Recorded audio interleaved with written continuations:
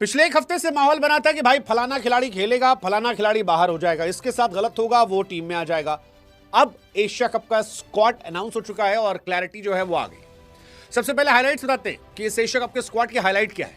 तो शुभमन गिल जो है उनकी ना सिर्फ T20 टीम में वापसी हुई है बल्कि प्लेइंग 11 में भी वो आए हैं और वाइस कैप्टन के तौर पर आए। It's a big and bold move, इसके बारे में चर्चा करेंगे।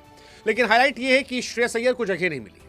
हाईलाइट ये है कि वो जायसवाल जिनकी परफॉर्मेंस बाकी सभी खिलाड़ियों से कहीं ज्यादा बेहतर रही है इंटरनेशनल T20 में, उनको भी जगह नहीं दी गई। जसप्रीत बुमराह हैं, अक्सर, कुलदीप, वरुण स्पिनर के तौर पर है, हर्षित का सिलेक्शन हुआ है, अर्शदीप और बुमराह बाकी पेसर हैं, प्रसिद्ध कृष्णा या सिराज को जगह नहीं मिली है। संजू सैमसन हैं लेकिन ऐसा लगता है कि प्लेइंग 11 का हिस्सा नहीं हो, वो सेकंड विकेट कीपर बन जाएंगे क्योंकि मेरे हिसाब से जितेश शर्मा न सिर्फ विकेट कीपर के तौर पर खेलेंगे बल्कि प्लेइंग 11 का हिस्सा होंगे। ये ओवरऑल कहानी है। अब कहानी शुरू करते हैं शुरू से, ओपनर से, क्योंकि इस स्क्वाड को लेकर जो सबसे ज्यादा चर्चा हो रही थी वो ये हो रही थी कि यार क्या ओपनर सेम रहेंगे, क्या अभिषेक शर्मा, संजू सैमसन ही ओपन करेंगे या फिर जायसवाल और शुभमन गिल जो पहले ओपनर थे उनमें से किसी को इस टीम में जगह मिल सकती है।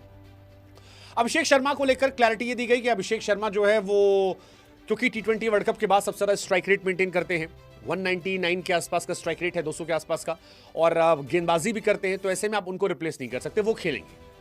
अब दूसरे स्लॉट के लिए 3 नाम आपके पास थे। एक नाम था यशस्वी जायसवाल का, दूसरा नाम था शुभमन गिल का और तीसरा नाम संजू सैमसन का था। जायसवाल उनके लिए आपको बुरा लग सकता है क्योंकि जायसवाल स्टैट्स के मामले में शुभमन गिल से काफी बेहतर है। 165 प्लस का स्ट्राइक रेट है और 35 प्लस का एवरेज है। शुभमन गिल का 30 का एवरेज है, 139 का स्ट्राइक रेट है, उससे बेहतर है। लेकिन ऐसा लगता है कि शुभमन गिल पर BCCI जो है वो इन्वेस्ट कर रहा है और भविष्य में उन्हें ऑल फॉर्मेट कैप्टन बनाया जा सकता है। ये सवाल भी आया था, सूर्य कुमार यादव से पूछा गया क्या वो फुल टाइम कैप्टन बनेंगे। सूर्या के भाई इधर पूछो यार, हमसे क्यों पूछ रहे हो, बट वही लग रहा है, अदरवाइज और कोई लॉजिक नहीं था।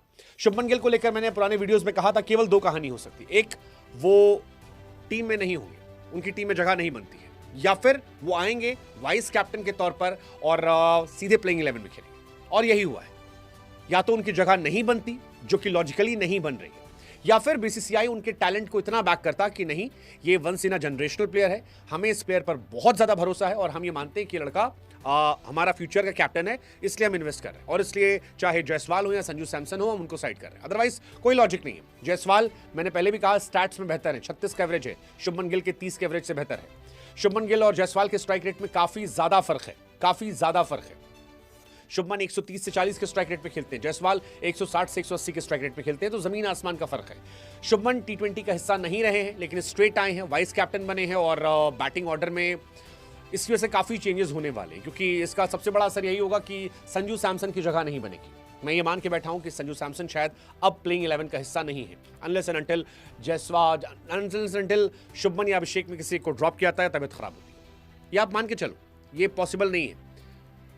शुभमन को ऑल फॉर्मेट कैप्टन इंडिया शायद बनाने वाली है और इसी वजह से ऐसा हो रहा है। शुभमन गिल स्टैट्स अगर T20 की बात की जाए तो 21 मैचेस में 578 रन है, 30 का एवरेज है, 139 का स्ट्राइक रेट जो मैंने कहा, और अगर शतक हटा दे तो 22 का एवरेज है, 132 का स्ट्राइक रेट। सो T20 में अब तक वो एवरेज रहे। हालांकि ये बातें शुभमन गिल को लेकर टेस्ट क्रिकेट में भी कही जा रही थी कि टेस्ट में भी वो एवरेज है, उनकी जगह नहीं बन रही है, बट पिछले सीरीज में हमने देखा कि जब जिम्मेदारी बड़ी दी गई, कैप्टनसी दी गई, तो फिर उन्होंने फर्क दिखाया कि कितने बड़े वो प्लेयर बन सकते हैं और 750 रन बनाए जो जायसवाल से भी ज्यादा थे। आमतौर पर जायसवाल की ज़्यादा बातें मैं करता हूं टेस्ट क्रिकेट में क्योंकि मुझे लगता है वो ज़्यादा बेहतर प्लेयर है, बट शुभमन ने लास्ट सीरीज में दिखाया कि वो जिम्मेदारी पाने पर बड़ी परफॉर्मेंस करते हैं। तो मैं उनको लेकर इस बार नेगेटिव नहीं हूं, पॉजिटिव हूं कि जब सिलेक्शन किया गया है तो मैं उनको बैक करूंगा। हालांकि सैमसन को लेकर मुझे थोड़ा बुरा लग रहा है बिकॉज संजू सैमसन के साथ यही होता है, हर बार यही होता है, मतलब विकेट कीपर तो इस बार बेमन से चुना गया। एक्चुअली शुभमन गिल को फिट करने के लिए कीपर चुना गया क्योंकि पिछली बार जुरेल थे,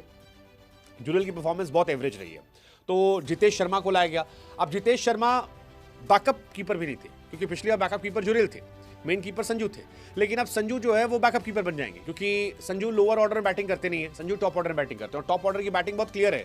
ऊपर आपके अभिषेक शर्मा, शुभमन गिल, 3 पर सूर्या, 4 पर तिलक वर्मा, या 3 पर तिलक वर्मा, 4 पर संजू और 4 पर सूर्य कुमार, तो उनकी जगह बनती नहीं है। 5 पे फिर हार्दिक, उसके बाद नीचे अलग प्लेयर्स आ जाएंगे। जितेश क्योंकि फिनिशर के तौर पर आते हैं तो जितेश का सिलेक्शन हो जाएगा।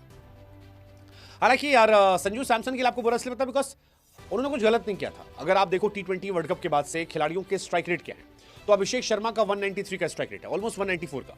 संजू का 171 का था, बट वो नहीं खेले जाएंगे। तिलक भी 170 पर है, जायसवाल का भी 170 का था, शिवम दुबे 167, सूर्या 161, शुभमन का 129 का था। तो यानी इस कड़ी में सबसे कमजोर शुभमन गिल नजर आ रहा है। बट क्योंकि हरभजन ने भी कहा था कि यार टेक्निकली साउंड है, अगर वो तेज खेलना चाहेंगे तो तेज खेल सकते हैं। और मुझे लगता है शुभमन को भी टास्क दिया गया होगा, क्योंकि टीम ने कहा है कि ये फाइनल नहीं है। शुभमन को टास्क दिया गया कि आप जाइए, खेलिए और एक्सप्रेस कीजिए। अगर वो अच्छा एक्सप्रेस कर लेते हैं और इंडिया की बल्ले बल्ले होती है तो बल्ले बल्ले है, अदरवाइज देखा जाएगा। बट